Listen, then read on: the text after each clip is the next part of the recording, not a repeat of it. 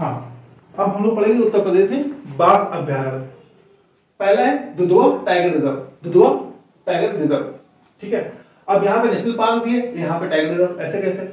तो ऐसा होता है कि ये मान लीजिए पूरा नेशनल पार्क है, और नेशनल पार्क कुछ नेशनल पार्क इतने बड़े होते हैं कि 2-3 डिस्ट्रिक्ट के बराबर होते हैं, 2-3 जिलों के बराबर होते हैं।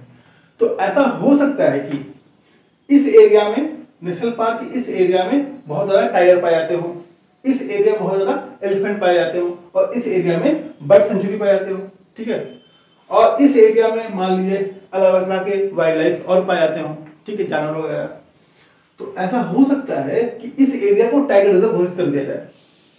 ठीक है, इस एरिया को टाइगर रिजर्व घोषित कर दिया जाए, इस एरिया को एलिफेंट रिजर्व घोषित कर दिया जाए, इसको बर्ड सेंचुरी और इसको वाइल्ड लाइफ सेंचुरी। ऐसा भी हो सकता है, ऐसा होता है। ठीक है, इसलिए दुधवा टाइगर रिजर्व घोषित किया गया था 1987-88 में, 1987-88 में। और प्रोजेक्ट टाइगर कब आया था? 1 अप्रैल 1973 में, 1 अप्रैल 1973 में टाइगर प्रोजेक्ट टाइगर आया था। प्रोजेक्ट टाइगर कब आया? 1 अप्रैल 1973 को। ठीक है, ये नेशनल पार्क या वाइल्ड लाइफ सेंचुरी ये सब घोषित किए जाते हैं किसके तहत? वाइल्ड लाइफ प्रोटेक्शन एक्ट 1972 के तहत, वाइल्ड लाइफ प्रोटेक्शन एक्ट 1972 के तहत। ठीक है, ये प्रोजेक्ट टाइगर भी उसी के तहत आया था, उसी एक्ट के तहत आया था। और जाहिर सी बात है दुधवा टाइगर रिजर्व कहाँ पे? लखीमपुर खीरी में ही है। ठीक है, और ये किशनपुर और कतरनिया घाट वाइल्ड लाइफ सेंचुरी का काफी पोर्शन लेता है अपने अंदर। ठीक है, कतरनिया घाट और किशनपुर वाइल्ड लाइफ सेंचुरी को का काफी एरिया इसके तहत आता है, दुधवा टाइगर रिजर्व के तहत आता है। अब आगे चलते हैं, Amangarh tiger reserve. Amangarh tiger reserve ये बिजनौर के अंदर है, ये बिजनौर के अंदर है। ठीक है, ये बिजनौर के अंदर है। अमनगढ़ टाइगर रिजर्व सबसे छोटा एक टाइगर रिजर्व है उत्तर प्रदेश का, सबसे छोटा है, और ये वाला सबसे बड़ा है। ठीक है, और ये बफर जोन है, जिम कॉर्बेट नेशनल पार्क का बफर जोन है। मतलब ऐसे समझ सकते हैं कि ये जिम कॉर्बेट नेशनल पार्क खत्म होता है जो कि उत्तराखंड में है, तो उसके बाद यहाँ शुरू होता है। तो एक बफर की तरह ये टाइगर रिजर्व है, एक बफर की तरह ये टाइगर रिजर्व है। ठीक है, इसके बाद Pilibhit tiger reserve. Pilibhit tiger reserve ये भी तराई क्षेत्र में आता है, ये पीलीभीत के अंदर है। तो ये जो बिजनौर है, पीलीभीत है, शाहजहांपुर ये, और उसके बाद लखीमपुर खीरी, ये सारा क्षेत्र तराई क्षेत्र में ही आता है, ये सारा क्षेत्र तराई क्षेत्र में ही आता है, पीलीभीत टाइगर रिजर्व। इसीलिए कहा जाता है कि वहां पे नमी होने का क्या होता है, बहुत ज्यादा वनस्पतियां और जंगल होते हैं। अब आगे चलते हैं, रानीपुर टाइगर रिजर्व, ये लेटेस्ट वाला है, Ranipur tiger reserve. Ranipur tiger reserve हमने बताया था, रानी का चित्र, ऐसे याद कर सकते हो, रानी का चित्र, रानी का चित्र। ठीक है, और अगर आपको याद करना है उत्तर प्रदेश का टाइगर रिजर्व तो आप ऐसे याद कर सकते हैं, DARP। ठीक है, दुधवा टाइगर रिजर्व, अमनगढ़, रानीपुर और पीलीभीत, रानीपुर और पीलीभीत। ठीक है, दुधवा, अमनगढ़, रानीपुर और पीलीभीत।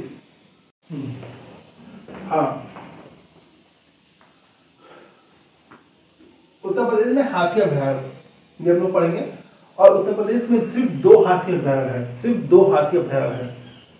पहला है शिवालिक हाथी अभयारण्य, शिवालिक एलिफेंट रिजर्व, ये है सहारनपुर और बिजनौर के अंदर, सहारनपुर और बिजनौर के अंदर।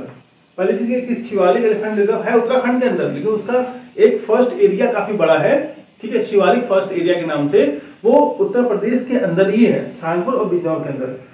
वहां पे काफी एलिफेंट है।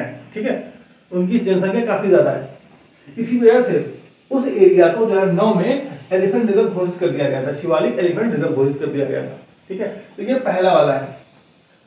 और दूसरा Terai elephant reserve, Terai elephant reserve ये अभी हाल ही में घोषित किया गया है दिसंबर 2022 में, और ये काफी बड़ा है, ये काफी बड़ा है।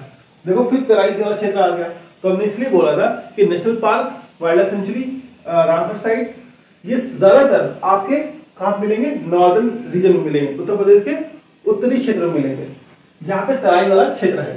तो वो 8 या 10 जिले हैं, उसको याद रखना बहुत जरूरी है, क्योंकि वहां सवाल बहुत बनता है। अभी आई थिंक लास्ट ईयर जो पेपर हुआ आरओ में, वहाँ पूछा था कौन सा जिला है जो नेपाल से बॉर्डर नहीं टच करता है, तो वो सब भी हम लोग पढ़ेंगे आपस में, ठीक है। दिसंबर 2022 में इसको घोषित किया गया था। ये सबसे बड़ा एलिफेंट रिजर्व है, सबसे बड़ा एलिफेंट रिजर्व है। और इसके अंदर Dudhwa tiger reserve, Pilibhit tiger reserve, Kishanpur and Katarniya Ghat wild life sanctuary आता है, ठीक। कहाँ पे? वही लखीमपुर, बहराइच, पीलीभीत, शाहजहांपुर, वही तराई वाला क्षेत्र। तो ये हम लोगों ने पढ़ लिया।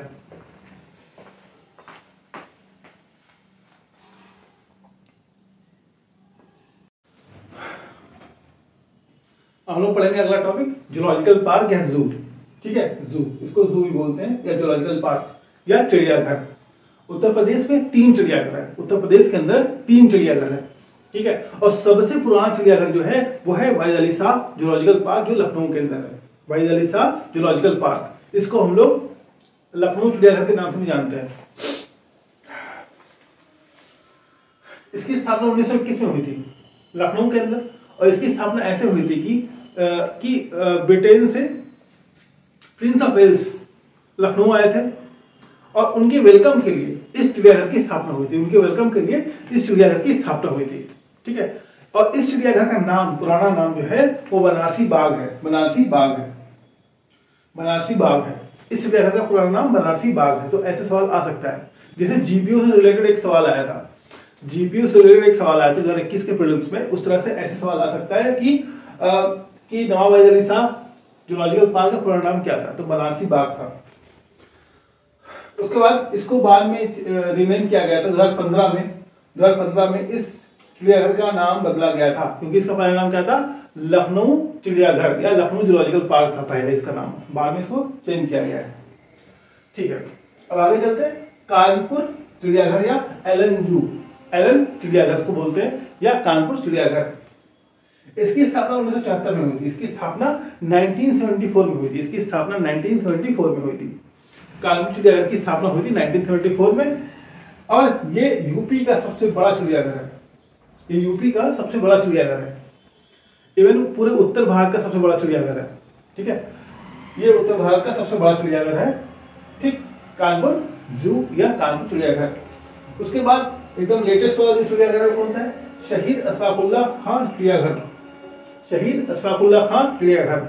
ये कहाँ पे है, ये गोरखपुर के अंदर है। उसकी स्थापना 2021 में हुई थी, इसकी स्थापना कब हुई थी, 2021 में हुई थी गोरखपुर के अंदर। तो ये सारा हो गया है।